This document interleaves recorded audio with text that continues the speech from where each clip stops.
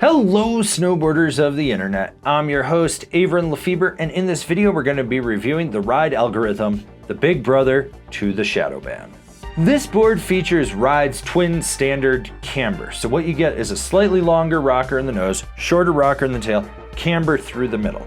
That camber section is going to give you all the load, pop, snap, and drive, while that rocker is going to give you ease of entry in and out of turns, as well as more optimal powder float and a little bit of a bigger sweet spot to press into, especially on the nose. This board is available in 147, 151, 154, 157, 161, 155 wide, 160 wide, and 164 wide.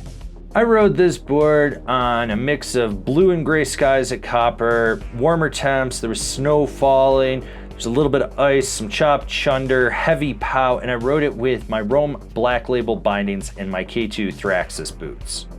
This board is on the stiffer side of the all-mountain freestyle spectrum. You notice that, and it has a ton of carbon in it, which makes it very reactive and very lively. You have more flex in the nose, especially because of that accentuated rocker zone.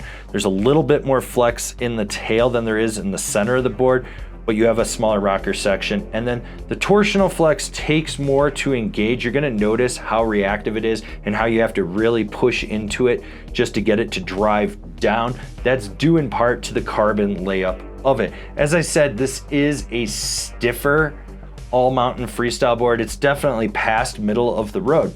And when it comes to the stability of it, you are gonna get a little chatter at high speeds from that rocker in the nose, and it'll slightly resonate underfoot. You're going to feel that. That carbon with the way it crisscrosses just makes it drive back right to those impact plates underfoot at the inserts.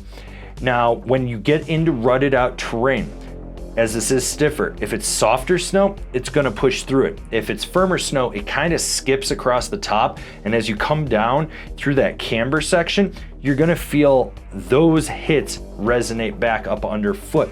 My suggestion, keep your knees slightly bent at all times, which is just good advice in general when you're riding, but be aware that you can get bucked around with this board, and while it is stiffer and it is damp, it doesn't deaden or lessen that response of that kinetic energy compared to the Shadowban.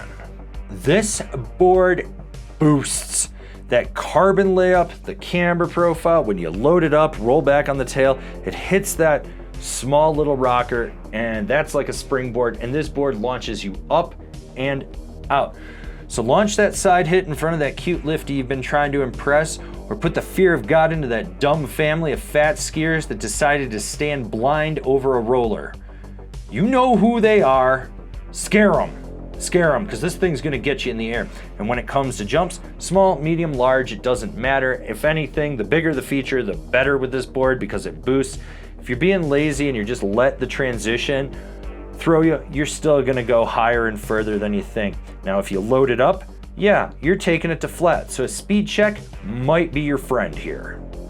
So we're about halfway through this review, maybe. I don't know where I'm getting edited in, but I need you to go down and click the thumbs up because you're enjoying it. While you're down there, why don't you subscribe, click the bell, get those notifications. That way you're not missing any of the videos we got coming out for you.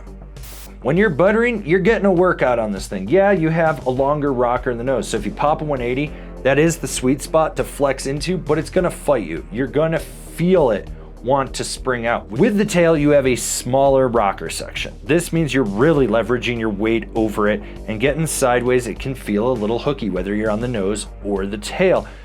Expect to pop out of any butter variation. If you know what you're doing, you're gonna be fine. If you don't know what you're doing, you gotta learn. You know who you are. When it comes to jibbing, it takes more effort to press this thing, especially on the tail. The nose is a little bit easier because you have that longer rocker that gives you a bigger sweet spot.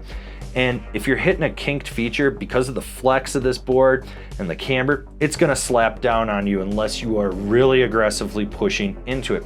When you go sideways, it slightly cradles the feature, but it's not gonna clap out on you. So take it from the top rope and disaster on. You're gonna enjoy it. This board turns. You engage off the front foot and it's very fluid and smooth. It locks in and then it guides through to the center, and this is where the power of your carve comes from. Kick the knee sideways in and push down and get that tail to load up and slingshot you out of a turn. Short, tight, quick carves are very snappy and responsive. Medium, mellow carves lock in with power and precision and turn into deep, hard, aggressive carves with just very minimal weight adjustments and shifting where you're loading the board up. Deep, hard, aggressive carves, you can lay a trench, you can lay it over, you can drag your nipples on the ground. You know who you are and you know you're gonna go do it. So get out there and try it. Basically, if you know how to turn, not gonna be a problem with this thing.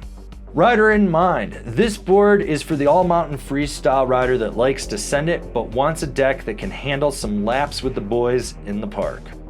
Like what we're doing over here? Want to support us further? Swing on over to Angry Snowboarder VIP and become a member. Sure, I could tell you more here, but I got a video over there that explains it so much better.